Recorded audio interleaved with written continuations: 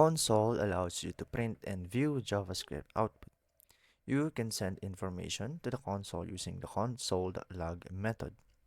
For example, this code will print Naomi, this is a string rather, to the console.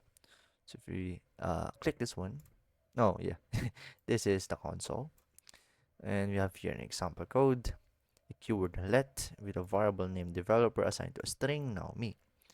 And then we used the method console.log to output the variable developer. So it says the code above accesses the developer, which is this, a variable with its name in the console.log. Note that the value between the parentheses is the value that will be printed. So again, what is the console.log? In a nutshell, it is used for printing output and mainly used for debugging and inspecting values. And that is what we are to do. So it says print the value of the character variable to the console. We are to print the hello in this part with the use of the method console.log. So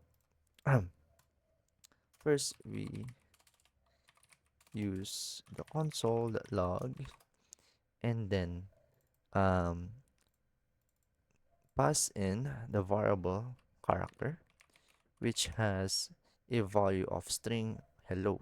So if we check our code, and then it will output or display the string hello in our console. So that would be it. Nice.